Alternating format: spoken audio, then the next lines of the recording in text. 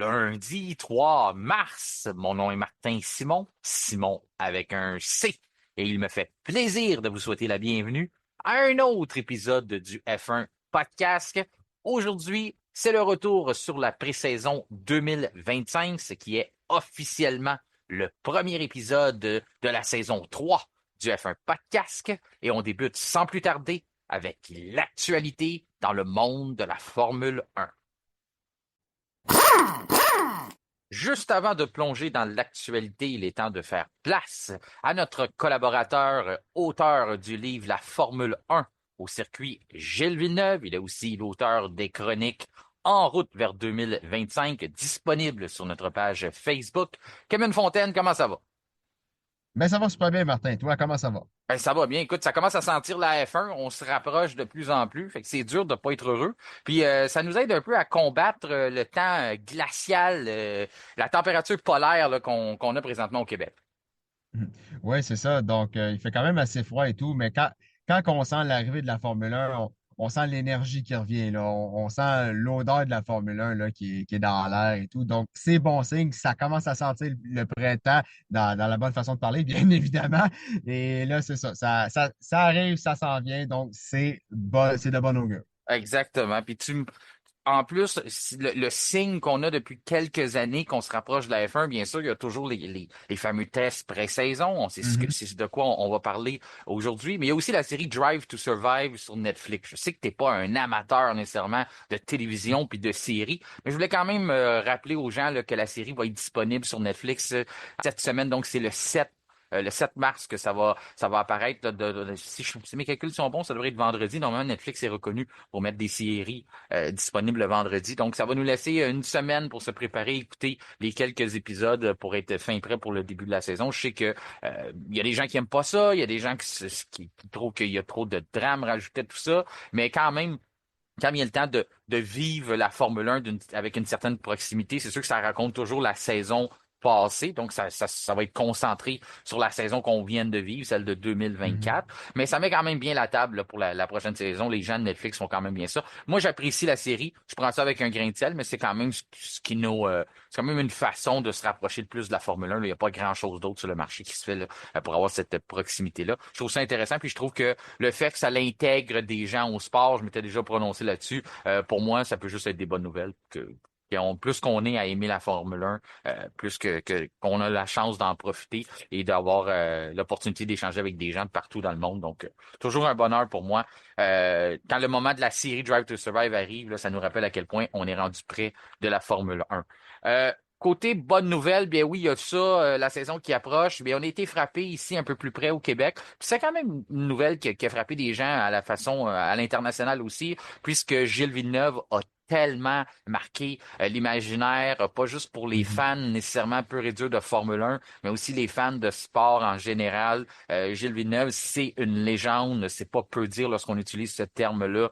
Il a tous les caractéristiques pour être qualifié d'une légende du sport, une légende c'est plus haut que nature ce que Gilles Villeneuve était pour nous ici au Québec et pour plein d'amateurs de F1 au monde. Une histoire envers son musée. On a écrit là-dessus cette semaine. Les gens ont eu la chance de lire. Il y a de nombreux médias qui ont couvert la nouvelle aussi, comme quoi qu'il y a eu une saisie organisée par la famille elle-même pour des artefacts précis là, qu'on voulait récupérer du musée de Berthierville. Donc, c'est une nouvelle. Je suis certain là, que toi, qui es un grand amateur de l'histoire de la Formule 1, ça t'a Mhm. affecté toi aussi de savoir ça, là. Ouais, c'est ça. C'est une situation assez délicate là, pour le musée Gilles Villeneuve à Berthierville. C'est certain que c'est un musée unique au Québec, Martin. C'est un endroit dont tous les fans de F1 devraient y mettre les pieds pour voir l'histoire que Gilles a apportée au Québec suite à son passage en Formule 1. C'est dommage d'en arriver là au vu du différend avec l'administration du musée et de la famille Villeneuve. J'espère qu'il y aura un accord commun qui sera trouvé rapidement afin d'éviter la mésentente entre les deux parties. On va espérer qu'une solution là, soit trouvée rapidement et que tout soit réglé en bonne et due forme. Pour l'instant, on a décidé de fermer temporairement le musée. La Ouais. nouvelle qu'on vous avait apportée au début, c'était la saisie d'objets que la famille voulait récupérer. Finalement, on a décidé Mhm. de fermer temporairement le musée. Est-ce que c'est question de tasser un peu la mauvaise presse qu'on a, ou on a encore des choses à régler, qu'on sait pas tout ce qui se passe? Du côté de la famille Villeneuve, ben, c'est eux qui sont allés de l'avant avec un communiqué pour mentionner qu'on n'aimait pas trop la direction tout ça prenait. Il y a des choses qu'on a décidé qu'on voulait rapatrier.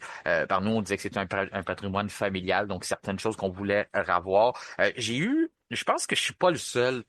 J'ai eu de la difficulté à me positionner. Pas qu'on est obligé nécessairement de prendre position dans un dossier comme ça. Je pense qu'il y a une façon aussi d'un peu de regarder les deux côtés de la médaille comme bien des situations. Pour ma part, je regarde ce qu'on fait du côté du musée avec Monsieur Alain Bellumeur, puis ces choses-là. Je sais que c'est vraiment de passion qu'on fait ça. Alors, on veut immortaliser l'histoire de Gilles Villeneuve, on veut la partager avec les générations non seulement qui ont vécu son époque, mais aussi les générations comme la nôtre. On est de la même génération. Nous, on l'a pas connu, Gilles, mais on s'est intéressé à son histoire, on se l'est fait raconter. De mon côté, c'est par mon père.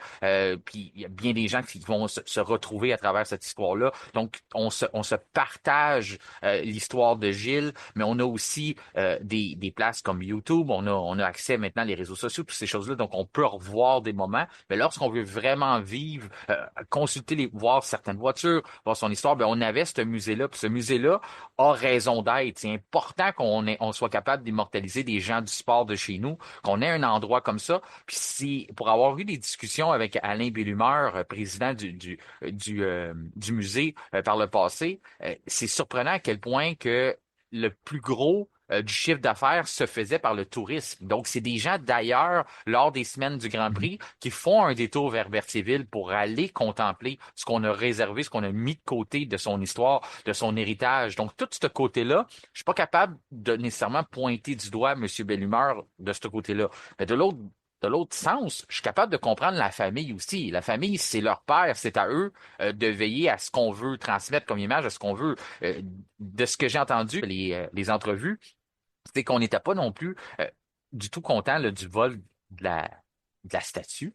Ça, je pense pas nécessairement que c'est la faute de l'organisation du musée, sauf qu'on n'a pas aimé cette gestion-là, on a trouvé ça un peu plate. Puis il y a eu des histoires aussi comme le fait qu'on a commencé à fabriquer des bières, du vin, qu'on a Ouais. commencé un peu à s'approprier la marque de commerce Gilles Villeneuve. Ça, j'ai un peu de difficulté avec ça, parce que je peux comprendre on se donne un mandat parce qu'il n'y a personne d'autre qui le fait, même le gouvernement Mhm. n'intervient pas là-dedans. On se donne le mandat de dire, ben moi, je veux honorer la mémoire de Gilles Villeneuve, mais si on commence à se prendre des laissez-passer ou des permissions de vouloir transformer Gilles Villeneuve en marque de commerce, commencer à commercialiser son nom, son image, ben là, à ce moment-là, on doit s'entendre avec la famille parce que là, on dépasse le mandat premier qu'on avait, là. Je ne sais pas Ouais. qu'est-ce que tu penses à travers tout ça, là, mais.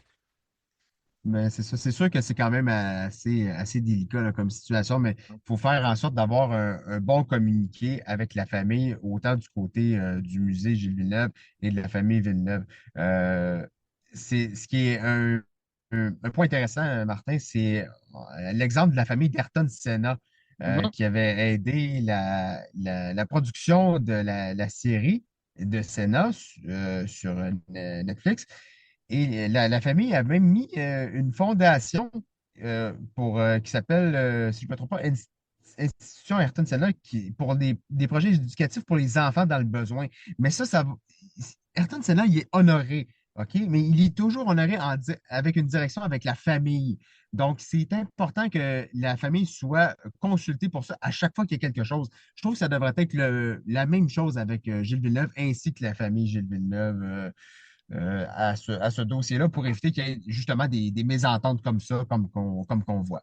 Ben, tu partages un excellent point, Kevin, parce que pour moi, je l'ai dans mes notes ici, la mission numéro un du musée, là, avant tout, c'est de s'entendre avec la famille Villeneuve.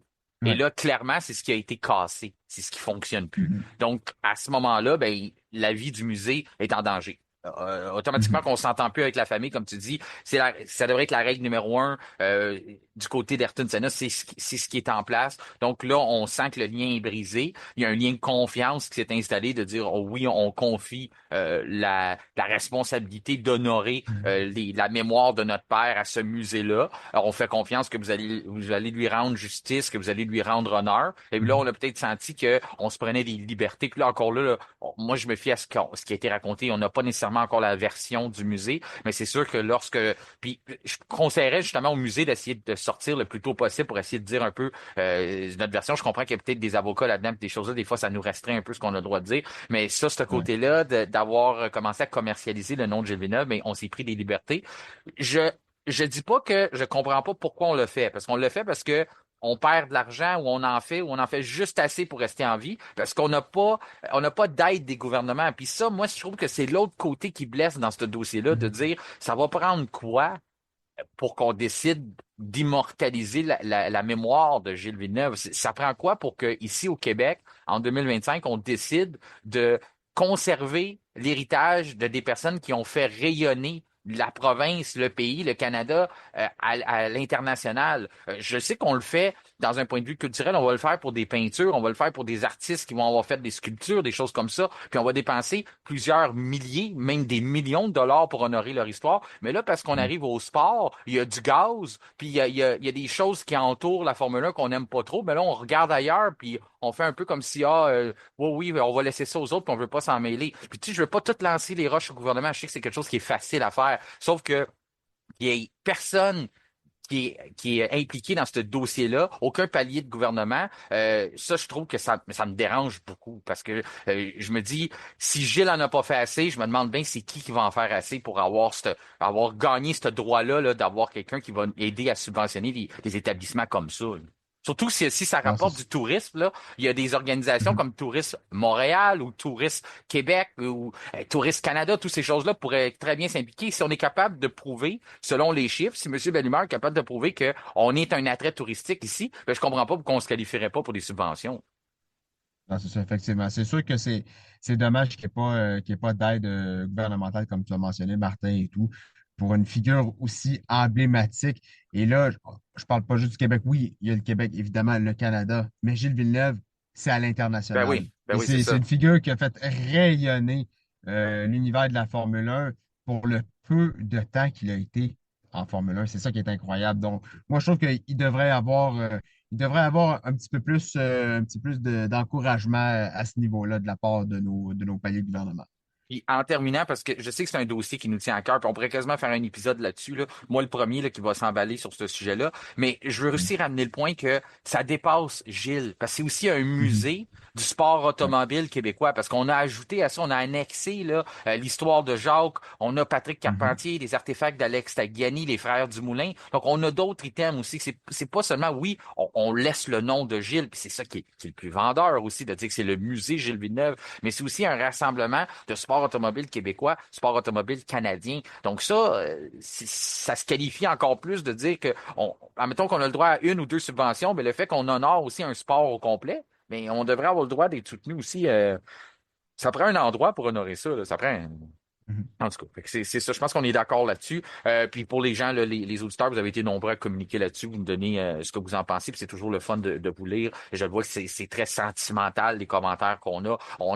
Tu sais, j'ai senti que le sentiment que j'ai envers cette situation-là, la même chose pour toi, Kevin, que c'est dur de prendre position. Mais c'était pareil chez les auditeurs du F1 Podcast aussi. Tout le monde est un peu entre les deux là, face à cette triste histoire-là. Mais on va suivre les développements, puis on va vous tenir au courant en espérant qu'il y ait un dénouement heureux puis très bientôt pour qu'on puisse continuer d'honorer la mémoire et que des touristes puissent continuer à visiter, même nous que c'est le fun d'aller faire un petit tour Ouais. là-bas des fois puis voir ce qu'on a. Sur une autre note, maintenant, on plonge un peu dans la saison d'F1 qui se dessine. Il y a eu des changements dans la pré-saison. On a clarifié des nouvelles au cours des dernières semaines. C'est un sujet qui avait retenu beaucoup notre attention en 2024, c'est-à-dire tout ce qui touche directeur de course et commissaire. On se rappellera qu'à Mhm. la fin de la saison, avec à peine 3 courses à faire, on avait décidé de remercier Neil Vittick, qu'on avait demandé. Ça a été fait de façon cavalière, là. Lui, ça n'en attendait pas du tout. Après ça, on a même dit, Mhm. on a envoyé un communiqué pour dire qu'il avait démissionné, qu'il s'en allait faire d'autres projets. Lui avait avait levé la main pour dire, je m'en vais pas de nulle part, j'ai pas d'autres Mhm. projets, je savais même pas que je perdais ma job. Fait que ça s'est fait encore là un peu on va dire tout croche, là. C'est de même que ça s'est fait, Ouais. là. Puis, après ça, on l'a remplacé par Ruiz Marquez. Ruiz Marquez, on entendait des bons mots à son égard. On disait que c'est un gars qui avait été, justement, qui avait fait ses classes en Formule 3, en Formule 2 aussi. Il y en a qui disaient qu'il fait un bon travail, tout ça. Puis là, après ça, disons qu'on l'a mis dans le bain très rapidement. Puis il y a eu la fameuse, la fameuse saga là, de le Grand Prix à Sao Paulo. Pour les gens qui s'en rappellent Mhm. pas, là, ben, il y a la voiture de sécurité qui a été déclenchée très tard en qualification. Max Verstappen était en beau fusil. Lance Stroll était dans le mur. On a laissé des temps se terminer pour certaines écuries ont réussi à finir leur temps. Finalement, on a décidé qu'on lançait le drapeau rouge. Il y a eu dans la course sprint, ça aussi, ça avait frappé. Là, je me rappelle, toi aussi, on avait été fâchés parce qu'on avait vu Ouais. notre collaborateur aussi, François Goulet, nous avait apporté là, la différence avec le NASCAR, à quel point on est beaucoup plus précis pour les drapeaux jaunes. Mais c'est le fait que Nico Hülkenberg avait eu, sa voiture s'était immobilisée un peu à la fin du virage 1-2. Sa voiture était là, puis il a eu le temps de sortir de l'auto, marcher, se rendre de l'autre côté de la barrière de sécurité. Puis là, finalement, on a décidé de lancer la voiture de sécurité en piste, voiture virtuelle. Ça avait permis aux deux McLaren d'inverser les positions entre Lando Norris et Oscar Piastri. Donc, tout ça pour dire, là, ça n'avait pas été un grand baptême là, pour Luis Marquez dans ses premières courses. On s'était posé beaucoup de questions. Est-ce que c'est pour ça qu'on a décidé de remplacer un peu ça puis de lui mettre de l'aide? Donc, on va lui ajouter une dame avec lui qui a beaucoup d'expérience au monde de la FIA. Elle va être là pour supporter son travail, c'est-à-dire que c'est Claire Doubleman qui va être là. Elle va chapeauter la position de directeur de course. Elle va venir l'aider. Peut-être que on a jugé que c'est beaucoup pour une personne de faire ce travail-là. Donc, on décide d'y aller à plusieurs. Il y a aussi le fait qu'on va décider aussi d'essayer de faire des alternances. Donc, on demandera peut-être pas à tous les week-ends d'avoir Rui Marquez. Ça, tu connais déjà mon opinion là-dessus, puis je connais la tienne. On le fait déjà avec les commissaires, puis on va en venir à ça, les commissaires. Mais lorsqu'on décide Mhm. d'avoir des gens avec des positions aussi importantes, puis de faire des rotations, puis qu'une fin de semaine à l'autre, ce n'est pas la même personne, qu'on se dirige notamment au Mexique, qui se passe On arrive mettons, au Texas, il se passe des incidents, il y a des décisions qui sont prises. Après ça, on se transporte au Mexique. Puis là, tout d'un coup, il y a des situations qui peuvent être semblables ou qui peuvent paraître semblables. Puis là, les décisions sont différentes. Ça, c'est parce qu'on a un manque de constance, un manque de transparence et de constance. C'est ce qu'on reproche sans cesse à la FIA. Puis moi, je le dis souvent, toi, t'es pareil dans la situation. Plus qu'on change de personne week-end après week-end, plus que c'est dur d'atteindre cette constance-là. Ouais. Tant qu'il y a de la constance, comme tu dis, Martin, dans la prise de décision, c'est l'essentiel. On a beau intégrer des gens dans le sport, il faut aussi qu'il y ait un modèle de constance qui soit respecté.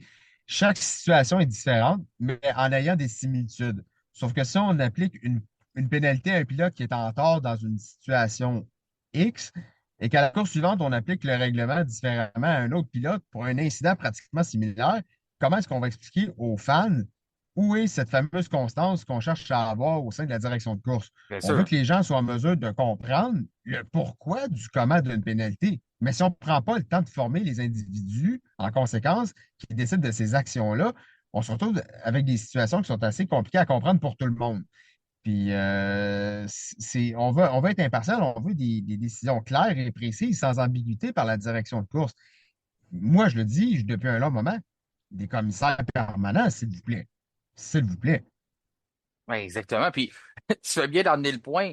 Si, nous, ici au F1 Podcast, une des missions premières, c'est de démocratiser le sport. C'est faire tomber les zones grises, expliquer ce qui se passe, parce que la Formule 1, on se le cachera pas, c'est un sport qui est très complexe. Et si nous, qui, qui portons une attention très particulière à la F1, on a de la difficulté à expliquer ce qui s'est produit ou une décision d'un commissaire parce que justement, on n'a pas de transparence, on n'a pas de ligne de conduite Mhm. établie. Mais imaginez quelqu'un qui commence à s'intéresser au sport.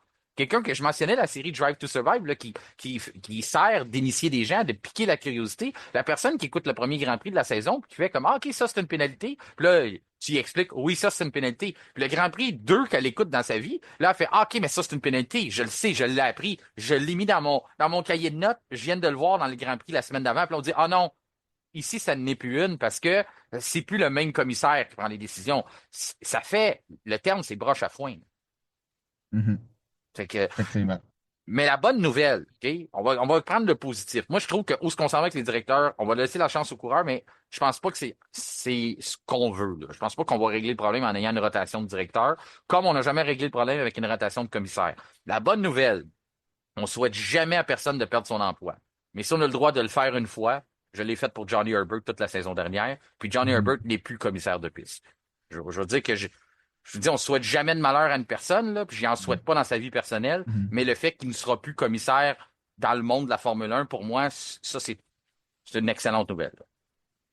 Ouais, c'est ça. Parce qu'on a pu voir que oui, Herbert sera plus commissaire de piste parce que son travail de consultant médiatique ne concordait pas avec le rôle qu'il avait avec la FIA. Nombre de fois, Martin, qu'on a entendu Johnny Herbert juger notamment Max Verstappen en ayant un discours favorisant des pilotes de la nation britannique aussi. Donc ça, c'était assez impartial, on va se le dire, là. Un autre ancien pilote habitué, Martin, qui est comme commissaire pilote, mais qui risque fort bien de pas être là en 2025, c'est Mika Salo.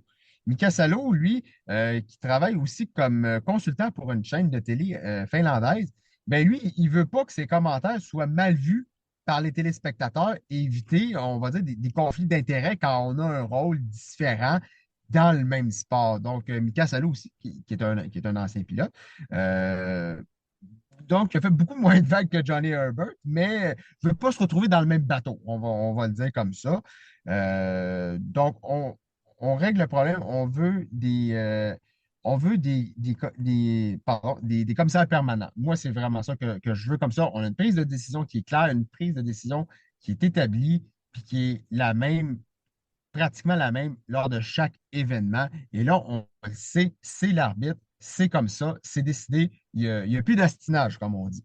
Non, c'est du cas par cas, on le comprend. Oui, Sauf qu'il faut qu'il y ait un guide de conduite, faut qu'on se retourne vers oui. les lignes du règlement puis qu'on dit c'est pour ça qu'on a établi cette décision-là. Mhm, Tu sais, même je vais emprunter une page du livre de la Ligue nationale. La Ligue nationale de hockey, il n'y a rien de parfait là-dedans, là. Il n'y en a pas de ligue sportive qui sont parfaites sur le côté de la réglementation.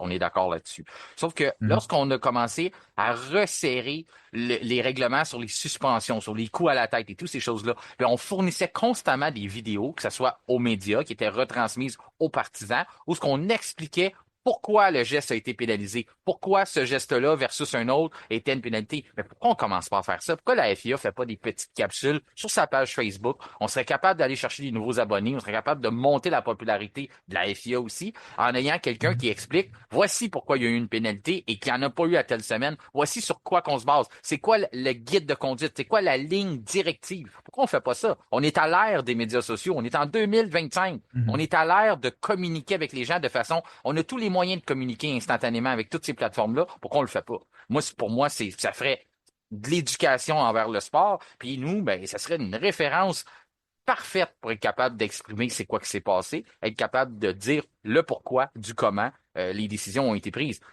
Petite parallèle, ben, juste terminer avec Johnny Herbert. Oui, Johnny Herbert, Mika Salo a appris des erreurs.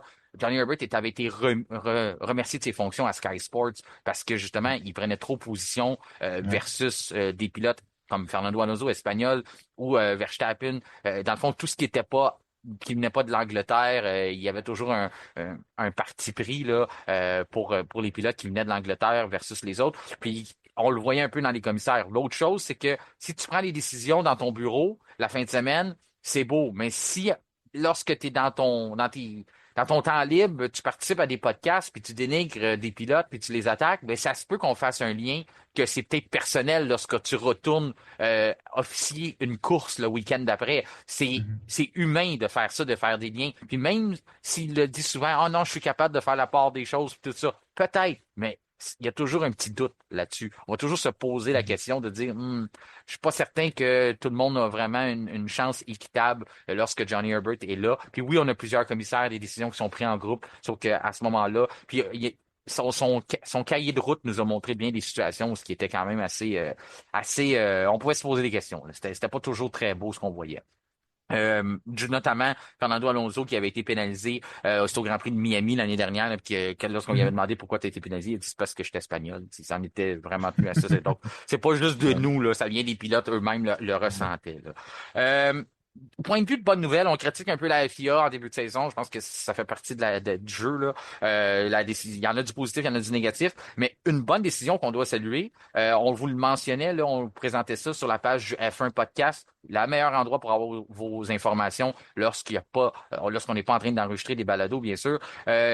C'est à l'effet qu'on était en train d'avoir des pourparlers, on avait ouvert les discussions pour mettre le Grand Prix de Monaco à 2 arrêts. Eh bien là, ça a été confirmé. On procède à ça. C'est la première fois qu'on va mettre ce règlement-là en place, qu'on a discuté en long et en large des fois que c'était peut-être une des façons, ça réglera pas tout, mais une des façons de venir pimenter certains Grands Prix. Je pense que la meilleure façon de commencer ça, c'est à Monaco. Mais pour moi, je le vois comme une bonne nouvelle dans le sens que on a ouvert la discussion, on a décidé d'emboîter le pas, et lorsqu'on le fait à un endroit, ben là, on va être, une fois qu'on l'a fait une fois, on peut être tenté de le reproduire ailleurs, car il y a pas juste Monaco là, qui pourrait être favorisé côté spectacle si on ajoute ça à 2 arrêts. Mais je le dis, là, je le réitère, les gens, vous êtes nombreux à penser la même chose, là, ça règle pas tout à Monaco. Sauf que c'est une petite étape. On peut pas élargir les rues. Les voitures sont encore beaucoup trop larges, beaucoup trop longues. Donc, toutes ces choses-là, on peut pas encore toucher à ça, même si en 2026, on va les rétrécir un peu, puis on va les raccourcir un peu. Ça réglera pas le problème, sauf le fait qu'on oblige les écuries à faire 2 arrêts. Puis à ce moment-là, on va forcer les voitures et les pilotes à ne pas nécessairement ménager leurs pneus, à y aller à fond. Et lorsqu'on va à fond dans un circuit qui est aussi étroit que celui des rues de Monte-Carlo, ben, les erreurs peuvent vite arriver. Ouais, c'est ça. Donc, comme tu as mentionné, c'est une très bonne nouvelle. Donc, c'est un circuit aussi serré avec des monoplaces aussi larges. Je pense que le facteur stratégique du côté pneumatique sera primordial là, à Monaco. Oui, ça va venir pimenter cette épreuve-là. Oui, ça va donner une deuxième opportunité aux pilotes de tenter de pousser davantage quand on sait qu'on aura un deuxième arrêt obligatoire. Donc, éviter la fameuse gestion pneumatique. Ça va pousser les stratèges à travailler encore plus fort pour tenter des coups stratégiques face à leurs rivaux. Donc, oui, Martin, je suis content de cette décision-là. Je crois que ça en sera bénéfique pour ce Grand Prix. Et comme tu as mentionné, si c'est très bon pour ce Grand Prix-là, peut-être que ça va être éventuellement intégré sur d'autres Grands Prix au courant des prochaines années. Qui sait? Moi, j'ai Abu Dhabi en tête aussi. Abu Oui. Dhabi, c'est un endroit qu'on l'a vu cette saison, puis on en avait discuté tout de suite après le Grand Prix, là où aussitôt que tu sors des puits, Carlos Sainz, après son premier arrêt, l'arrêt obligatoire, parce que pour les gens qui sont pas familiers avec ce règlement-là, en F1, dans une course qui se déroule dans le sec, on est obligé d'utiliser 2 trains de pneus différents. Donc, si on s'élance en médium, ben, on doit arrêter à un certain moment puis utiliser autre chose que la gomme médium. Ce règlement-là n'existe pas lorsqu'il y a de la pluie. Mais aussitôt qu'on a une course normale, pas de pluie, avec une température régulière, ben là, à ce moment-là, on doit utiliser 2 trains de pneus. Mais quand Carlos Sainz avait arrêté, après son premier arrêt, il a décidé de pousser. Il n'y avait pas le choix. On jouait le championnat des constructeurs.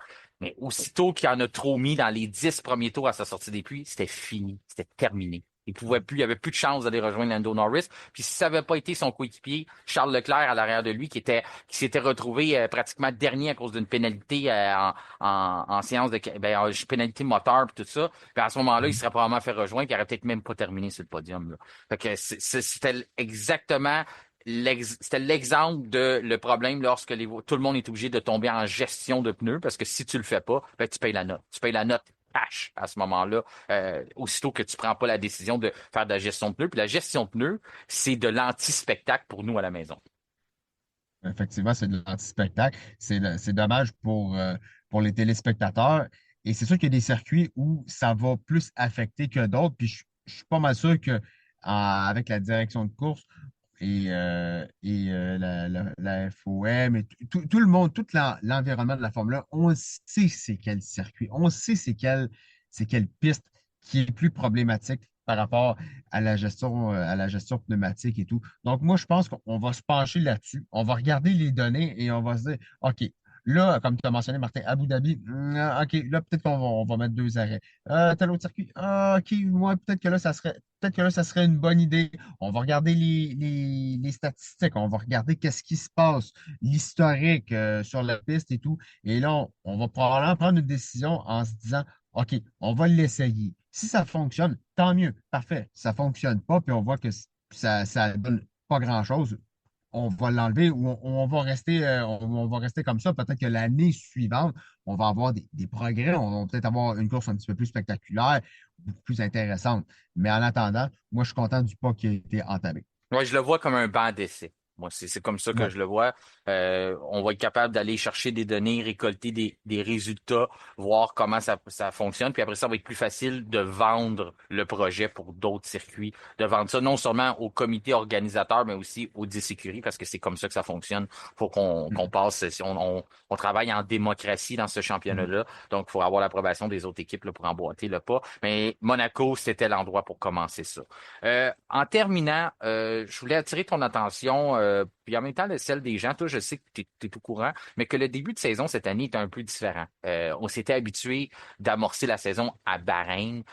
Pour nous, les puristes, les gens qui suivent la Formule 1 depuis un certain temps, depuis un certain nombre d'années, c'est pas hors du commun de commencer une saison en Australie. Ça a été longtemps l'endroit pour un début de saison. Moi, j'étais content, j'étais satisfait de l'endroit de commencer à Bahreïn parce que c'est non seulement la configuration du circuit nous donnait la chance de voir tous les éléments sont réunis sur le tracé de Bahreïn pour voir dans une saison, dans un championnat de 24 courses, si on est capable de bien se comporter en virage rapide, si on est capable de la gestion des pneumatiques, l'usure des pneus, on en parlait, si on est capable aussi virage lent. Donc tout ça là, c'était réuni. Puis Bahreïn, c'est un endroit qui donne des bons spectacles aussi. On a des zones DRS, Mhm. on a des virages compliqués, des virages qui sont pas orthodoxes. Donc toutes ces choses-là sont réunies. C'était parfait pour un lancement. Puis en plus, ça se dispute sous les réflecteurs.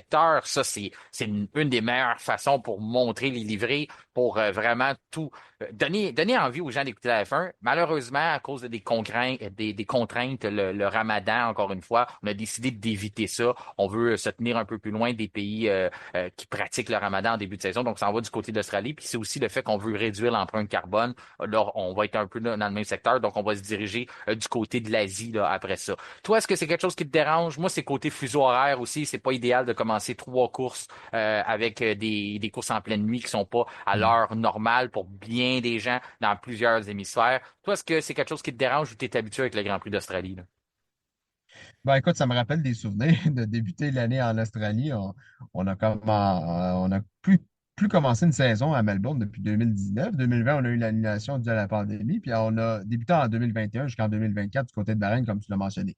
C'est sûr que je te dirais, le côté horaire là, pour nous autres au Québec, là, c'est assez corsé. C'est assez Oui. corsé là, parce que si on le regarde en direct, là, ça va prendre une bonne carafe de café parce que c'est en pleine nuit et Bon, tu parles à la ça bonne sera pas personne. nécessairement. Tu parles à la Oui, bonne c'est personne. ça, Ça va être des semaines exactement. difficiles pour moi dans les prochaines semaines. Ça se Ouais, peut que ouais. ma patience soit un peu plus affectée, là. Ouais. Il y en a que ça les réjouit de recommencer en Australie, d'autres qui auraient aimé demeurer à Saké pour le lancement de la saison. De mon côté, moi, personnellement, je suis ni pour ni contre le fait de lancer la saison en Australie. C'est un circuit atypique. C'est pas un endroit où on va immédiatement voir une hiérarchie se dessiner, là. C'est un bel environnement. La piste est mieux que ce qu'elle était dans le passé, mais c'est pas ma piste préférée. Sauf que je trouve que c'est une belle carte postale pour débuter la saison. Toutefois, à Bahreïn, on a un circuit qui est plus complet, je trouve. C'est un circuit qui est très abrasif pour les pneus. Donc, si un pilote est capable de bien gérer ses pneus et éviter une surchauffe à Bahreïn, c'est de bon augure pour le reste de la saison. Donc, on a pris en considération aussi, comme tu as mentionné, Martin, le fait qu'on s'en va du côté de la Chine et du Japon par la suite. Donc, pour l'empreinte écologique avec le transport, la logistique, le matériel et tout, je pense que c'est correct de débuter la saison à Melbourne, bien que j'ai pris goût à débuter la saison à Bahreïn, je te dirais, ouais. Ouais, ben, j'attire ton attention là-dessus. Pour le premier Grand Prix de la saison, des qualifications à 1 heure à 1 heure du matin, puis une course à minuit le soir, puis toujours Mhm. heure du Québec, bien sûr. Puis après ça, en Mhm. Chine, c'est là que ça se blesse, là. En plus, c'est une course sprint. Donc, des qualifications sprint à 3h30 du matin, une course sprint à 11 heures le soir, si t'as mis mal, une qualification à 3 heures du matin, puis une course à 3 heures du matin. Après ça, Mhm. Bon. Ouais, c'est ça. Mhm. Puis après ça, on répète la même formule. Ah ben, on modifie un peu la formule avec une qualification à 2 heures du matin du côté du Japon, puis une course à 1 heure du matin. Donc, ouais, ça va être pas facile. Ça va être. Donc, on va essayer de trouver des façons de récupérer parce que moi, j'ai cette maladie-là. J'aime écouter les courses en direct. Je sais qu'on a tous les dispositifs Mhm. aujourd'hui pour être capable d'enregistrer ça puis d'écouter ça en rediffusion, mais c'est pour moi, il y a quelque chose qui vient avec ça. J'aime écouter ça en direct. Donc, je vais modifier mon horaire, puis je me plaindrai pas, mais c'est sûr que c'est pas facile, puis c'est pas la meilleure façon de lancer une saison. Merci Kevin d'avoir fait le tour de l'actualité avec moi. Maintenant, je te rejoins de l'autre côté dans notre bloc dans lequel on va retourner sur les 3 jours d'essai libre qui avaient lieu justement du côté de Bahreïn.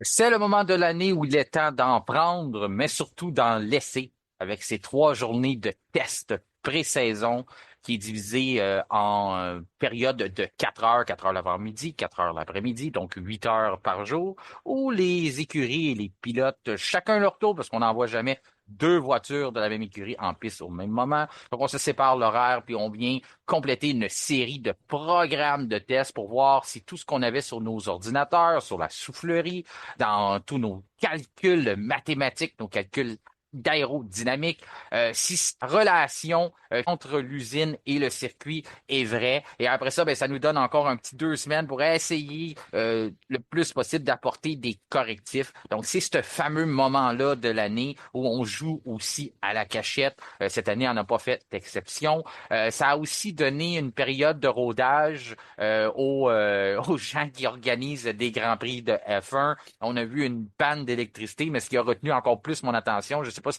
t'as sûrement eu la chance de voir ça, c'est cette fameuse autobus qui s'est Mhm, faufilé sur un circuit d'F1. mhm. Un autobus avec des touristes. En tout cas, si le Grand Prix du Canada et le Grand Prix d'Australie s'est retrouvé dans l'eau chaude par le passé pour avoir laissé des partisans envahir la piste à la fin d'un Grand Prix, Ouais. je sais pas qu'est-ce qui va arriver au Grand Prix de Bahreïn pour avoir laissé un autobus envahir le Grand Prix pendant une journée de test, là.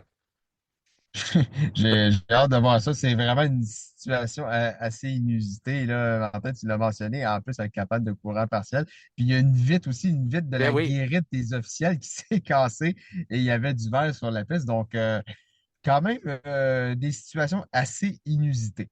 Oui, disons que c'est ça. Ça a laissé place à de l'imagination après ça pour essayer de composer avec tout ça. En plus, faut pas passer sous silence de la pluie dans le désert.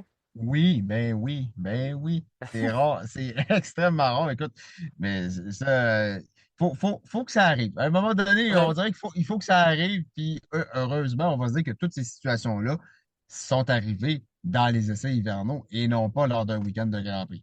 Exact. Puis, je me demandais comment tu te positionnais vers ça, là. Il y a l'écurie As, puis l'autre écurie m'échappe, là, on avait pensé à apporter des pneus de pluie.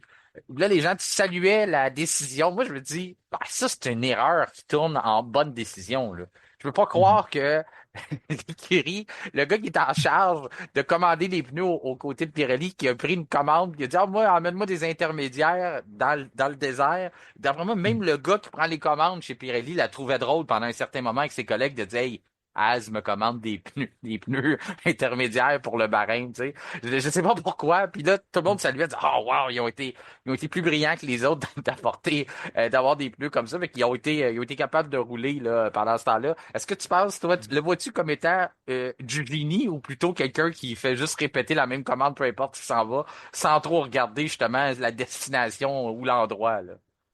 Écoute, assez incroyable, mais assez incroyable à décrire. Je sais pas si c'est vraiment dans les deux situations que tu as dit, Martin, mais peu importe, le responsable qui a fait ça devrait s'acheter un billet de loterie pour avoir eu droit de la pluie à Bahreïn. Sérieusement, c'est toute une circonstance. Sérieusement, là, pour avoir prévu apporter des pneus intermédiaires, tu as bien dit, des pneus intermédiaires à Bahreïn parce qu'il y a eu un peu de pluie. Ça, faut le faire. Chapeau. Un Lotomax, s'il vous plaît.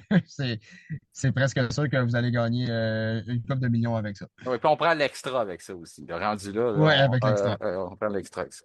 Écoute, fini le niaisage, mais je ne pouvais pas passer ça sous silence, vous en avez fait bien rire. On a joué à cachette, hein? On le fait à chaque année, là, c'est Mhm. coutume. Moi, je trouve que, tu me diras si je me trompe, moi, je trouve qu'on l'a fait encore plus cette année. des écuries qui ont pas voulu montrer leur jeu. On le dit, là, c'est un air qui est très paritaire dans la Formule 1. On est dans une Mhm. dernière année avant un changement monstre de la réglementation. On s'attend, moi je le dis souvent, ça risque d'être la meilleure saison dans l'histoire de F1. Là, je mets la barre haute, là, mais ça va Mhm. tellement être prêt. Là, on l'a vu en fin de saison dernière, les qualifications, ne serait-ce qu'un dixième, deux dixièmes pouvaient vous reculer ou vous faire sortir de la Q3. Là, on a une année de plus sous la cravate, on connaît encore plus les voitures, le marsouinage est pratiquement éliminé dans tous les Mhm. cas. Et puis là, on arrive, on regarde les temps. Si tu me permets là, de juste faire un petit tour vite, rapide là, pour Mhm. que les gens mettent en perspective. Il y a seulement deux écuries qui ont amélioré leur temps des essais de l'année dernière, donc des essais de 2024. On s'entend là. Si ça, c'est vrai, là, ben, il y a tout un département, le département de 8 équipes de la grille qui est en charge de développer une voiture au cours de l'hiver devrait tout perdre son emploi. Parce que si on a passé l'hiver et une partie de la saison dernière à développer des voitures plus lentes qu'elles étaient au début de 2024, ce qui n'est pas le cas, là. C'est juste pour vous montrer, là, c'est juste pour vous montrer le côté drôle de la chose, là, qu'on s'entend qu'il y a une farce derrière tout ça. C'est pas vrai, là, que les voitures sont plus lentes. C'est qu'on veut juste pas nous le montrer, puis on veut pas le montrer aux autres. Donc, il y a seulement Williams qui a amélioré, c'est pas peu dire, par 8 dixièmes, plus pratiquement 9 Mhm. dixièmes son temps des essais libres de l'an dernier. Et l'autre écurie, c'est Alpine. Alpine, vous allez me dire, ben, il partait de loin, là. Il était vraiment lent, là, dans les pré-saisons l'an dernier, mais on a amélioré de 7 dixièmes et demi. Après ça, Mercedes, c'est même pas 6 centièmes de seconde. Je veux dire, on est 6 centièmes plus lent. Ferrari, 2 dixièmes plus lent. Côté de Kickstarter, eux autres, ben, c'est peut-être vraiment vrai, là, on a peut-être même pas fait exprès. 3 dixièmes plus lent. Du côté de McLaren, champion constructeur, 3 dixièmes aussi. Du côté de Racing Bulls, la petite sœur de Red Bull, 3 dixièmes. Du côté de Red Bull, l'écurie principale, pratiquement 4 dixièmes. Du côté d'Aston Martin, 6 dixièmes, pratiquement 7. Et du côté de Haas, l'écurie américaine, pratiquement 9 dixièmes plus lent que ce qu'on avait connu. Donc, Mhm. tu es d'accord avec moi qu'on s'est un peu amusé à nos dépens, là? Ouais, on a fait ce qu'on appelle du sandbag en anglais, Du hein, transport de cette sable. fameuse du transport de sable, effectivement. C'est ben ça, c'est monnaie courante, hein, on va se le dire là en Formule 1 pour cacher le niveau de performance. Donc, non, je suis pas surpris, Martin, de ce type de ce type de pratique-là. Comme je dis, tu peux faire du fameux sandbag pour paraître plus lent, mais tu peux pas avoir l'air plus rapide que ce que tu es réellement. Donc, voilà pour ça. Mais j'ai hâte de voir qu'est-ce qui va se dessiner éventuellement, tranquillement, pas vite, dans les premières courses. C'est sûr, on est sur des circuits qui sont complètement atypiques, là. Faut se le dire, là. Ce qu'on va voir en Australie, dans peu de temps, là, ça ne reflètera pas la réalité du championnat pour le restant de la saison, là. Donc, il faut prendre ça avec des pincettes. Mais au moins, les essais ont démontré certaines choses à prendre en considération. Il faut prendre ça avec des pincettes, c'est sûr et certain. Faut tirer des analyses, mais faut pas Oui, gager nos maisons là-dessus. Je c'est pense ça. que c'est la meilleure façon de prendre ça. C'est que c'est pas tout de la fumée. Il y a des choses qui sont Mhm. concrètes. Il y a des choses qu'il faut lire les subtilités. Comme là, on le parlait, là, c'est pas subtil. euh, que les écuries sont tous plus lentes que l'année dernière en pré-saison. Ça, c'est une farce, c'est pas vrai. Mais il faut comprendre qu'on a tellement confiance en ce qu'on a, qu'on est capable d'aller sur un circuit, faire attention à ce qu'on monte, mais quand même être capable de tirer des conclusions, compléter des programmes de développement. Après ça, soustraire des données qu'on connaît, comme tu disais, la fameuse expression qu'on traîne du sable, on ajoute du poids dans la voiture Mhm. pour pas montrer ce qu'on a. Donc après ça, on est capable de faire nos calculs, de dire, OK, je vais à telle vitesse, je complète des temps, je suis dans tel secteur, je suis à telle vitesse. Si je retire mon poids, après ça, ben finalement, je suis vraiment à ça. Il y a aussi le fait qu'on a seulement roulé en gomme médium ou en gomme dure. On a même passé même pas approché des gommes tendres. Donc, on n'a même pas essayé là, d'aller vraiment voir ce qu'on est capable de faire dans un temps de qualification. Encore là, on y va avec gomme médium. On se dit une règle que c'est plus ou moins une demi-seconde lorsqu'on change la gomme. Donc, on retire une demi-seconde de notre temps en médium. Puis, ça nous donne une idée pareille. Donc, c'est tous ces beaux calculs-là. Là. Donc, pour faire des cachettes aux autres écuries, ben, on donne du travail à notre personnel qualifié d'ingénieurs pour être capable de tirer des conclusions après tout ça. Nous, de notre côté, ben, on essaie de faire notre possible puis de voir ce qu'on nous a montré. La bonne nouvelle, c'est Carlos Sainz. Carlos Sainz qui a changé d'écurie, n'est plus chez Ferrari, il rentre chez Williams. Vous l'avez entendu là, dans notre épisode retour, pas retour, plutôt lancement 2025 qui est disponible là, présentement sur Spotify si vous l'avez pas fait, où on a passé les 10 écuries là, avec l'aide de Kevin et les 20 pilotes. On vous les a toutes présentés. Ben oui, Carlos Sainz est rendu chez Williams et puis il a complété un temps de 1:29,348. Ça, c'est le meilleur temps des 3 jours d'essai. C'est lui qui a été le plus rapide.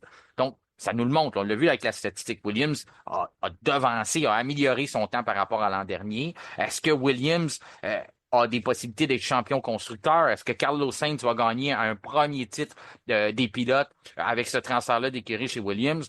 Ben, moi, je suis obligé de vous dire qu'en date d'aujourd'hui, je ne pense pas. Sauf, est-ce que Williams a fait un progrès par rapport à l'année dernière? Ça, je pense qu'on peut se mouiller, on peut dire que oui. Moi, je serais prête même à les mettre 5e, peut-être en frais de force en présence. Encore là, c'est encore très tôt pour le dire. On se rappellera que l'année dernière, Williams arrivait avec beaucoup de momentum de la saison d'avant. Puis le Grand Prix d'Australie, c'est là que tout a cassé. Lorsque Alex Albon a perdu le contrôle, endommagé sa voiture, on n'avait pas de châssis de remplacement. Tu es obligé de prendre le châssis de Logan Sargent. Là, on tombe à court de pièces pratiquement pour le reste de la saison avec tous les accidents. Et puis là, on commence en Australie. Là. C'est pas pour vous le rappeler, on vient de parler de ça. Donc, ça peut être très vite pour faire chambouler toute une saison. Mais en date, là, lorsqu'on regarde, on voit qu'il y a un certain niveau.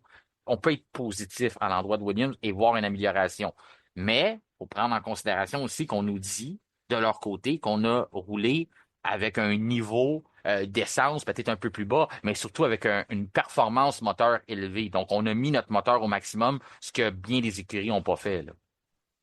Non, c'est ça. Et puis, si les chronos là, réalisés par Williams sur les tours lancés n'ont pas donné beaucoup de détails. Je trouve que le rythme sur les longs relais était quand même assez bon par rapport aux autres écuries dans le milieu de peloton, là. Il y a pas il y a pas eu de problème, là, de gros problèmes du côté de Williams. Donc, ça, c'est le fun à voir. C'est le fun à voir que ça a bien été pour eux. À savoir aussi si la Williams était plus légère en carburant, ce que je crois oui, et qu'elle se comporte mieux avec des températures plus fraîches. C'est possible parce qu'il faisait plus frais à Bahreïn lors de ces tests hivernaux qu'à l'habitude. Là. À l'habitude, c'est beaucoup plus chaud que ça aussi. Il y avait le vent aussi qui était assez présent. Et il faut dire aussi, Martin, on a noté le meilleur temps de Carlos Sainz, mais Alex Albon aussi, qui a fait Oui. le troisième temps de la dernière journée aussi. Donc, il y a des choses intéressantes du côté de Williams.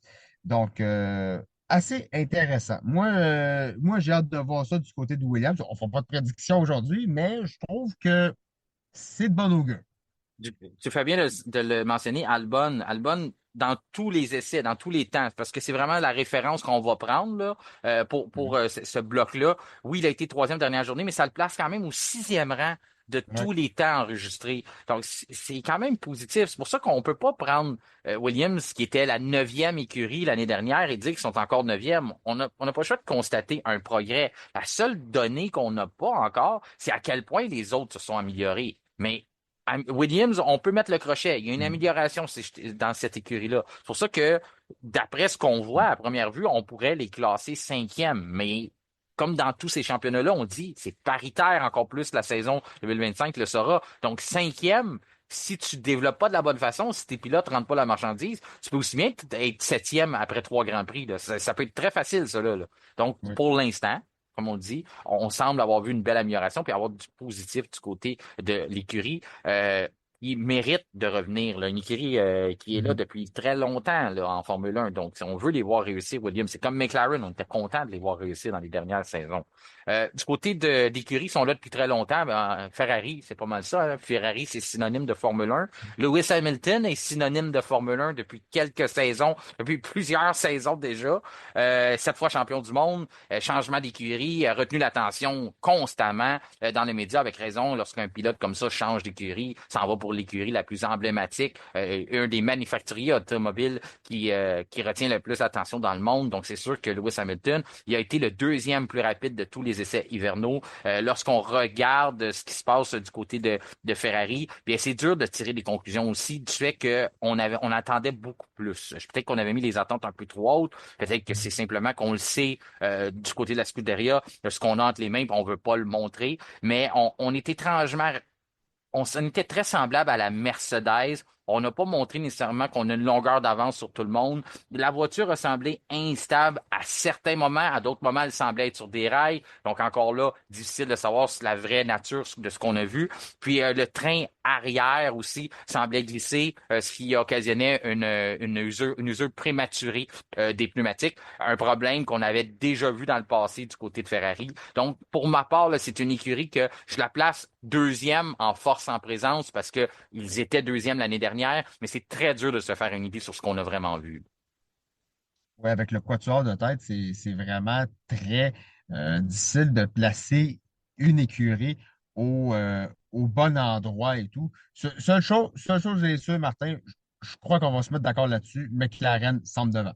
Pour Ah, le McLaren, moment, ah oui, oui. après, Oui. après les essais hivernaux, on se le dit, McLaren semble avoir une longueur d'avance. Mais là, avec Red Bull, avec Ferrari, avec Mercedes, ça peut se départager tout dépendant des circuits, tout dépendant des configurations, tout dépendant de la température. On va voir qu'est-ce qui va en être, mais ça va être difficile de trouver une hiérarchie entre ces trois équipes-là par la suite. Donc, on a hâte de voir qu'est-ce qui va se passer du côté de l'Australie, mais du côté de Bahreïn, pour Ferrari, l'équipe rouge perdait du temps dans les lignes droites. Donc, s'il y avait pas peut-être un petit souci du côté du moteur, peut-être. Donc, je pense qu'on a été peut-être un peu déçus parce que j'ai vu, Martin, des mines basses chez Ferrari. Oui. On peut pas cacher le fait que les pilotes sortent de la voiture puis ah, non. C'est dur à cacher quand le pilote roule en piste, puis là, il sent qu'il y a quelque chose qui ne va pas. C'est dur de ne pas faire la baboune, comme on dit. Donc, moi, je trouve que peut-être qu'on s'attendait à mieux. On a eu des bons chronos au final, globalement, parce qu'on a vu que les Ferrari, ça ne sont pas trop mal sortis, là, Hamilton et Leclerc. Mais je trouve qu'il y a peut-être, soit on s'en est gardé, soit il y a quelque chose qui ne va pas. Mais je pense qu'on s'attendait à frapper un grand coup, puis on l'a peut-être pas Oui. frappé.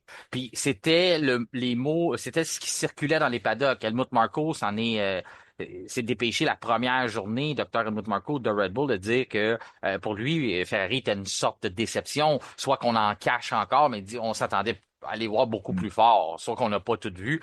Puis tu fais bien de mentionner le non-verbal ou même le verbal, parce que c'est une des références qu'on peut regarder. Lorsqu'on nous joue des petites cachettes en piste, parfois, il y en a qui sont pas nécessairement des bons acteurs, qui se prêtent pas nécessairement très bien à ce jeu-là de mensonges ou de jouer des rôles. Fait que des fois, se tourner vers les pilotes, se tourner vers les directeurs d'écurie, Mhm. se tourner même vers les ingénieurs ou les mécanos, lorsqu'on les observe à la caméra, lorsqu'ils ont la caméra rivée sur eux, on peut déceler des fois des petits sentiments, de l'inquiétude et ces choses-là. C'est vrai, chez Ferrari, tu as raison de le mentionner, qu'on n'a pas Mhm. nécessairement vu là, des gros sourires. Même, je me positionnais dans les souliers de Lewis Hamilton. Est-ce qu'en date d'aujourd'hui, il peut dire qu'il a fait la meilleure des décisions de larguer Mercedes, s'en aller du côté de Ferrari? Lorsqu'on regarde la Mercedes, certains la placent deuxième dans l'échiquier des forces en Mhm. présence. Certains se sont aventurés de dire que Mercedes était une des voitures qui paraissait le mieux sur le circuit. On va se garder une petite gêne. On n'est pas en train de dire qu'ils sont absolument deuxième parce que on en a vu par le passé, là, l'année dernière, on était incapable d'enregistrer des bons chronos. La différence, par exemple, cette année-ci, c'est que c'est pas nécessairement au chrono ce qu'on impressionnait. Oui, George Russell a signé le quatrième meilleur temps de tous les périodes d'essai. Sauf que c'est dans la stabilité de la voiture que j'ai décelé une différence. Parce que la voiture semblait beaucoup mieux répondre à ce que le pilote voulait faire. Bien sûr, il y a encore des ajustements à faire. C'est des journées de test. Sauf que je ne sais pas si tu as observé la même chose, mais la Mercedes semblait beaucoup plus stable et pas de marsouinage, là. Mhm. Oui, c'est ça, exactement. Puis moi, s'il y a un mot que je peux dire par rapport à Mercedes Martin, le seul mot qui me vient en tête, c'est solide.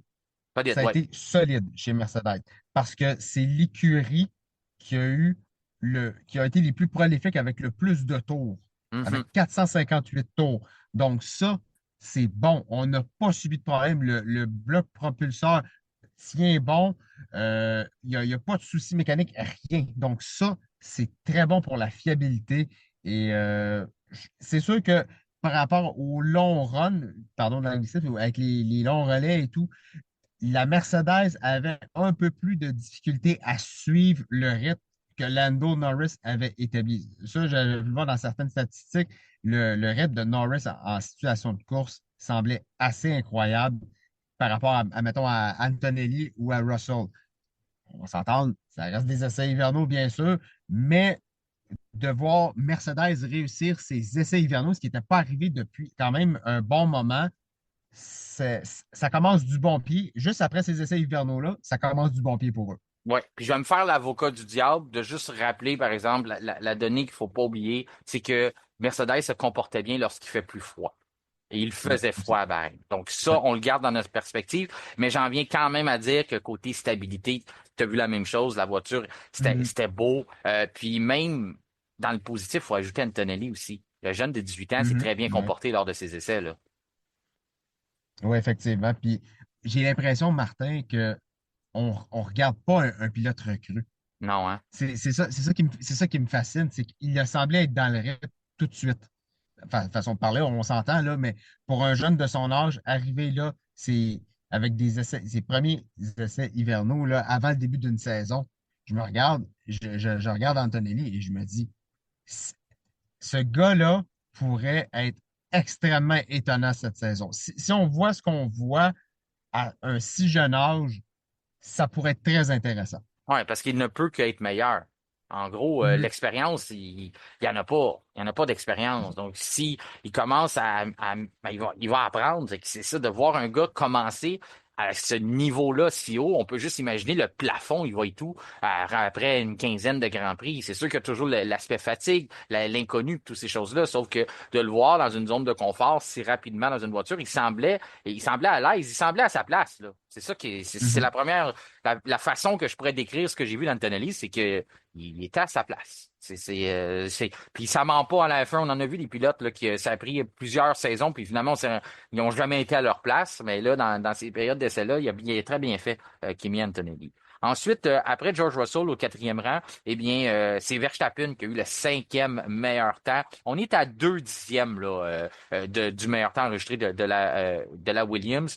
Qu'est-ce que tu as pensé de Red Bull? Red Bull, ça a été difficile dans le point de vue malchance, on va le dire, là, un bris mécanique avec le système de refroidissement. On a eu une perte d'eau. Après ça, on a eu une perte de liquide, d'huile lubrifiant pour le moteur. Donc, ça nous a fait perdre du temps. À la dernière séance avec Max Verstappen au volant, on était encore en train d'essayer des morceaux. Pas parce que on trouvait pas de solution, mais c'est parce qu'on était en retard dans nos programmes. Du côté de Pierre Vacher, Helmut Marko semblait satisfait. Verstappen semblait heureux, mais pas d'excès de confiance.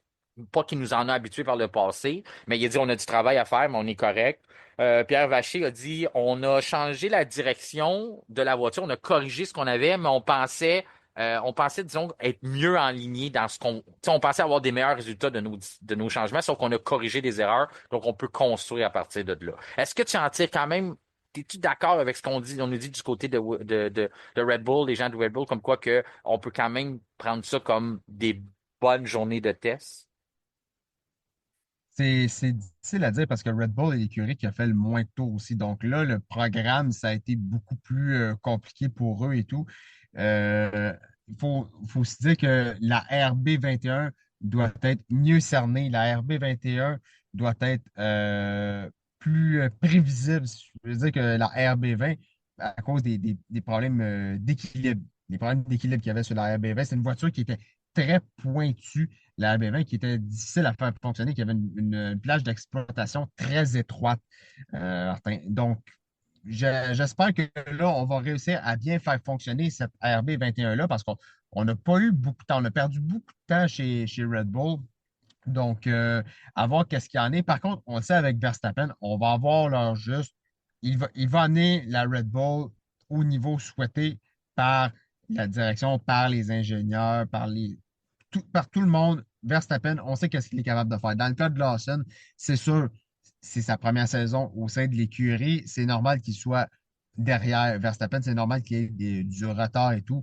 Mais on n'a pas d'excès de confiance, ce qui est bon, mais on ne semble pas, je te dirais, totalement à 100% confiant par rapport à la situation, là. Donc, il y a matière à travailler là-dessus, puis à voir qu'est-ce qu'on peut faire pour se battre avec McLaren, notamment pour le début de la saison. Je pense que ce qui les a dérangés le plus, c'est qu'on a trouvé que la voiture était encore capricieuse et un peu pointue. C'est ce qu'on espérait avoir complètement éliminé pour Mm, développer une fenêtre de performance et construire là-dessus pour le reste mm, de la saison. Le fait qu'on a encore une voiture pointue, c'est pas quelque chose qui va nécessairement déranger Verstappen, il va être capable de faire avec. Mais on a vu Liam Lawson, même Verstappen a eu une sorte de tête à queue à un moment donné à récupérer la mm, voiture. Puis on l'a vu un peu avec Lawson aussi. Je pense que c'est ce qu'on espérait avoir éliminé complètement. Il reste encore 2 semaines à travailler là-dessus. Comme tu dis, Verstappen va donner énormément d'informations à l'écurie. On va travailler, mais on s'attendait à avoir, on s'attendait à être plus avancé à la fin des 3 jours, ou même être mm. plus avancé au début des essais, c'est ce qu'on n'a pas eu. Je l'avais dit, Albon, sixième, donc complétait un beau 3 jours d'essai pour Williams. Septième, Antonelli. On l'a mentionné aussi à quel point il a été surprenant. Donc, se glisse quand même dans le top 10. C'est un pilote qui n'a pas d'expérience en classe internationale, ne serait-ce qu'une saison de F2 l'année dernière. Donc, impressionnant de le voir septième. Et c'est là qu'on voit apparaître la première McLaren. Ça fait drôle de dire pour les gens qui n'ont pas écouté les essais, qui ont simplement vu les résultats. On n'arrête pas de parler de McLaren depuis le début. Tu mentionnes souvent à quel point ils ont été bons, ils sont forts, mais ils sont seulement huitièmes au classement. Ça fait partie là, des petites choses subtiles qu'il faut regarder. C'est que oui, on n'a pas nécessairement fait un temps canon, on n'a pas tout cassé, sauf que c'est dans les subtilités qu'on a impressionné, c'est dans les temps de long relais, les temps de course, lorsqu'on met le Mm. plein d'essence, c'est là qu'on était vraiment dominant et qu'on a envoyé un message clair au reste du paddock. Non, c'est ça, effectivement. Et en plus, la voiture a l'air extrêmement stable. Donc, pour les pilotes, ça, c'est un charme à piloter. Et il y a cette confiance-là qu'on a chez McLaren. On le sent, on l'a vu. Moi, j'ai vu des. Tu sais, on parlait de Ferrari qui avait la baboune, mais chez McLaren, c'était le contraire. Chez McLaren, on semblait content. Il y a eu peut-être une petite indécision de la part de Lando Norris qui disait qu'il y avait un petit souci par rapport, je crois que c'était au train arrière, si je me souviens Exactement, bien, oui, Martin, qui était. oui. Ouais, c'est ça. Mais à part de ça, rien à dire. McLaren semble très, très confiante par rapport à leur voiture et je pense que tout le monde va se mettre d'accord là-dessus sur le fait qu'ils vont être les fers de lance de cette saison 2025. C'est eux autres, d'après moi, qui vont mener la charge là, en Australie. On l'a observé lorsqu'on regardait. C'est vrai qu'il y a une petite instabilité à l'arrière de la voiture, mais ça, Mm. d'après moi, c'est quelque chose qui s'arrange. Je penserais Mm. peut-être surpris qu'on arrive en Australie, qu'on ait encore ce problème-là ou que ça perdure dans la saison. C'est qu'à longue, c'est tellement bon qu'on cherche un peu les défauts. Puis le fait que Norris le souligné, mais ça fait partie aussi du caractère de Lando Norris qui aime ça. Mm. Il aime ça être pas trop haut, puis il a tendance des fois à se rabaisser aussi, hein, dans des mauvaises performances. Donc peut-être que c'est juste le fait qu'il veut pas trop s'emballer, il veut pas non plus qu'on monte les attentes trop, enlever un peu de pression sur l'écurie. On a déjà dit qu'il était favori pour remporter un premier titre, et on dit encore que McLaren avec raison sont favoris pour être champion constructeur. Donc c'est peut-être de bonne guerre de sa part de vouloir dire qu'on a des problèmes à régler. On dit Piastri huitième. Du côté d'Alpine, ok, neuvième pour Gasly. Alpine, on a la réputation d'avoir des voitures plus lourdes. On a la réputation fondée, avec raison, comme quoi le moteur est beaucoup plus lent que les autres. On a déjà dit jusqu'à 15% plus lent. La preuve, on n'en fera plus de moteur du côté de Renault. Malgré tout ça, malgré qu'on a des voitures lourdes, malgré qu'on a tendance à faire des tests avec plus d'essence que les autres, normalement, on y va par habitude. On a quand même amélioré nos temps de la saison dernière. Et puis, si tu me disais que toi, tu les places cinquième à la place de Williams pour on va pas dire pour terminer le championnat, mais si tu disais que c'était la cinquième force en présence Alpine, je pourrais pas t'obstiner parce que je pense que la réponse est aussi valable que la mienne, qu'à quel point qu'Alpine semblait en bonne forme autant du côté de Gasly que de Jack Doohan. Ouais, donc vraiment, je suis content de voir Alpine continuer sur cette lancée-là de la fin de saison 2024. Comme on dit, ça reste des essais hivernaux, mais on voit qu'il y a du potentiel dans cette voiture-là.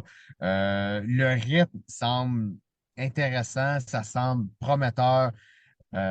J'ai hâte de voir qu'est-ce qui va se passer et surtout avec les deux pilotes. Pierre Gasly, on sait qu'est-ce qu'il va apporter Pierre Gasly. On n'a pas de doute là-dessus. Dans le cas de Douane, c'est une incertitude, c'est un pilote recru. À voir qu'est-ce qui va arriver avec lui au courant de la saison. On en avait parlé, Martin, mais il a pas été, ça n'a pas été si pire Non, dans ce que je t'as bien voyais. fait. C'est sûr que, ouais, c'est ça, mais c'est sûr que comparativement à Gasly, on va pas s'attendre à ce que Jack Doohan arrive et soit à quelques centièmes de Pierre Gasly. C'est pas ça qu'on va demander, mais je trouve qu'il s'est quand même pas trop mal débrouillé dans l'ensemble. Je pense que la plupart des gens auraient pu s'attendre à quelque chose de pire, mais ça n'a pas été trop mal. Non, ça n'a pas été trop mal. Puis c'est ça, c'est encore là du côté. Je dirais que tous les recrues ont bien fait. J'ai pas vu. Normalement, tu sais, on les compare à leurs coéquipiers. C'est comme ça qu'on fait en F1, puis on fait en course Mhm. automobile. J'ai trouvé que les écarts étaient respectables. C'est sûr que, encore là, c'est la pré-saison, mais il n'y a personne qui s'est fait humilier, là. J'ai trouvé que tout le monde était pas mal dans la, dans la même fenêtre de performance. Mhm. 10e, Lance Stroll. C'est positif de voir Stroll 10e, sauf que c'est vraiment pas positif dans l'ensemble ce qu'on a vu du côté d'Aston Martin. Une voiture qui est imprévisible. On le voyait, si on parlait du non-verbal ou du verbal, on a beaucoup de pain sous la planche du côté de l'écurie de Lawrence Stroll. C'est c'est pas super ce qu'on a vu. C'est pas super. Et même dans les commentaires d'Andy Carroll après, il n'a pas caché un peu la déception de l'écurie. La seule chose qu'on peut dire de positif, c'est qu'on a quand même signé le 10e meilleur temps, mais il y a seulement Red Bull qui a fait moins de tours en piste que l'écurie Aston Martin. Donc, c'est pas super. Autant d'un point de vue performance que fiabilité, c'était pas nécessairement au rendez-vous, là. Non, c'est ça. Et en plus, on n'a pas vraiment vu Aston Martin avoir un gros je sais pas comment je peux te dire, un gros aperçu de très bonne vitesse et un gros Non, c'est ça. potentiel là, avec la voiture. Donc, ça me semble pas être très concluant pour le moment chez Aston Martin. Donc, c'est difficile à les placer à Aston, mais j'ai pas l'impression qu'on a réussi à avoir tout ce qu'on voulait dans les essais hivernaux. Moi, j'ai l'impression qu'on va arriver en Australie, puis on va se gratter la tête assez solide. Et je pense je pense que cette année, Aston Martin, on pourrait être déçu. C'est mon avis, là, mais je pense qu'on pourrait être déçu. Moi, je pense que si on avait l'idée de transférer Adrian Newey qui va arriver cette semaine à l'écurie Aston Martin, de le transférer automatiquement au projet 2026, on va peut-être se réviser assez rapidement et dire, écoute, on a des plus gros problèmes à régler maintenant pour pas Ouais. tout perdre ce qu'on a. Fait que c'est pour ça que là, vous comprenez un peu plus le portrait, pourquoi qu'on déplace Aston Martin du top 5 puis qu'on laisse entrer des écuries comme Williams puis Alpine parce que la porte est tout grande ouverte de ce qu'on a vu à première vue là, du côté des Verts. Lawson, chez Racing Bulls, il reste pas beaucoup de temps, Kevin, fait que je vais essayer de, si tu je Mhm. vais essayer d'y aller assez Ouais. rapidement, là. Racing Bulls, ça a été positif, OK? On a une bonne base solide sur quoi construire. On avait des problèmes qu'on avait vus lors de notre le lancement de notre voiture là, en Grande-Bretagne, qu'on essayait de corriger. On semble avoir été capable de le faire. C'était du sous-virage. On en a encore vu, mais rien de dramatique. Donc, Mhm. on construit sur une bonne base là, du côté de Racing Bulls. Je sais que j'ai nommé Lawson, mais c'est une crampe au cerveau. Là. Lawson est 11e dans une Red Bull, bien sûr. Il a changé d'écurie, mais c'est 11e, c'est ça. C'était sur sa Red Bull Lawson. 12e Doohan, lorsqu'on disait qu'il était quand même prêt chez Alpine. Donc, le premier qu'on a vu apparaître dans une Racing Bull, c'est 13e. Et en même temps, là, j'attire ton attention, 12e position Doohan, c'est le premier qui est à l'extérieur de la seconde. Donc, faut se Mhm. diriger vers la 12e place pour trouver des personnes qui ont enregistré un temps à l'extérieur de la même seconde, ce qui est quand même assez positif lorsqu'on parle de parité sur la grille. Donc, Mhm. pour Racing Bulls, as-tu quelque chose à noter? As-tu vu la même chose que moi, comme quoi qu'on a une bonne base sur quoi construire? C'est quand même positif à première vue. Oui, les longs relais, ça n'avait pas l'air si mauvais, mais honnêtement, Martin, je m'attends pas à la grosse saison. Oui, c'est une très belle voiture, on l'avait mentionné, mais honnêtement, je sais pas, j'ai pas le meilleur feeling. Je m'attends pas à ce que Racing Bull se batte immédiatement pour les points en Australie, mais en toute somme, c'est pas si mal, mais il y a encore des choses à améliorer. Dans ceux qui ont, puis je veux pas dire moins bien fait parce que je pense pas que c'est honnête de dire ça. OK? On voit Alonso, on voit Adjar 14e tout de suite à l'arrière de son coéquipier, 15e Mhm. pour Alonso, 16e pour Ocon, 17e pour Norris, ça c'est assez incroyable. Puis après ça, Hülkenberg 18, puis 19e, je veux dire, puis 20e pour Bortoleto. OK? Oui, on arrive comme étant probablement la 9e écurie sur papier de ce qu'on a vu. Sauf que Haas nous a habitués par le passé de se concentrer simplement sur ce qu'on veut faire en course, donc mettre beaucoup de carburant, diminuer les forces moteurs, prendre des notes pour une de nos gros problèmes depuis plusieurs saisons. On est bon en qualification, mais on n'est pas très bon en course. On avait corrigé une grosse partie de ce problème-là l'année dernière, puis là, on a voulu construire là-dessus. Lorsqu'on parle de non-verbal ou de verbal, autant du côté d'Ocon que d'Ayao Komatsu. On a mentionné on était très content de ce qu'on avait accompli, puis on avait ramassé énormément d'informations, puis on pouvait construire là-dessus. Donc, il n'y avait pas de panique dans le clan As. Donc, ça me laisse penser qu'on est exactement où ce qu'on veut être, donc probablement 6e. Puis on pourrait peut-être même dire qu'on est 6e, c'est où ce qu'on à peu près où ce qu'on était la saison dernière, on avait terminé 7e. Et on pourrait peut-être même dire qu'on est 5e, qu'on est un rival direct de Williams et Alpine cette saison, ce qui a bon augure pour de la belle Mhm. compétition saine sur la grille. Du côté de Stack Sauber, en terminant, tu t'obstineras pas avec moi qu'on n'a pratiquement pas fait de progrès, même si les statistiques ont peut-être montré quelque chose, ça va pas super bien. Puis ça, on l'a vu dans les commentaires de Hülkenberg. Il nous l'a pas dit, Mhm. mais si, admettons, j'avais pu enlever ce qu'il a dit puis marquer moi-même, là, la saison va être longue. Ouais. Ça sent le fond de grille à nouveau pour faire ça très court. Ouais, c'est ça. Bon, ben, écoute, Kevin, merci beaucoup de m'avoir accompagné pour faire le Mhm. bilan de la grille. Comme on dit, il n'y a pas rien de coulé dans le béton. C'est pour ça que c'est intéressant. C'est pour ça qu'il y a 24 Grands Prix. Mhm. Puis c'est pour ça qu'on va les écouter, les 24, qu'on va être avec vous, avec la même formule que la saison dernière, c'est-à-dire avec votre guide qui met la table. On met la table pour les Grands Prix avec Jean-Christophe Trahan, François Goulet. Avant chaque fin de semaine de course, on vous donne les améliorations des différentes écuries, puis on vous place là, l'actualité, toutes ces choses-là pour que vous soyez fin prêt, profiter pleinement du week-end de course. Et puis, les lundis, ça va être disponible les lundis matins, comme à l'habitude. Kevin Fontaine avec moi pour tout analyser ce qui s'est passé lors d'un week-end, autant les qualifications que les courses, puis vous donner le plus d'informations possible pour que vous puissiez être, tirer une conclusion du week-end de course, mais aussi être prêt pour aller dans votre semaine, puis être prêt pour la prochaine course qui arrive assez vite. Lorsqu'on a 24 Grands Prix, ça arrive un après l'autre. Une fois que c'est commencé, ben, on va être occupé, mais nous autres, on aime bien ça faire ça. Puis vous êtes de plus en plus nombreux à nous suivre, donc c'est toujours le fun là, d'avoir des discussions avec vous sur les réseaux sociaux. Donc n'hésitez pas à nous rejoindre et à venir discuter avec nous. On est très accessible pour tout ça. Donc, et puis le prochain épisode, c'est déjà cette semaine, il va être disponible vendredi, où est-ce qu'on va faire nos prédictions. Donc là, ça va être le temps de se peinturer, le temps de se mouiller, comme on dit. Bon, ben merci beaucoup, Kevin, d'avoir été avec nous. Puis on se souhaite une bonne saison. On va s'en reparler, comme je te dis, pour les prédictions la semaine prochaine. Donc, ça laisse entrevoir un bon spectacle. On voit beaucoup de parité sur la grille. Donc, très excité de voir cette saison-là débuter. Effectivement, Martin, c'est de très bon augure. Je suis sûr qu'on va avoir un bon spectacle cette saison. C'est ce qui complète notre premier épisode de la saison 3 du F1 Podcast. Notre prochain rendez-vous sera vendredi prochain, mais d'ici là, je vous invite à nous rejoindre sur les différents réseaux sociaux, notamment sur Facebook, X, Twitter ainsi que Instagram, à vous abonner aussi à notre chaîne Spotify ainsi que YouTube et activer la petite cloche question de recevoir une notification lors de la publication des nouveaux épisodes. Mon nom est Martin Simon, Simon avec un C. Merci de faire confiance au F1 Podcast et je vous souhaite une excellente semaine.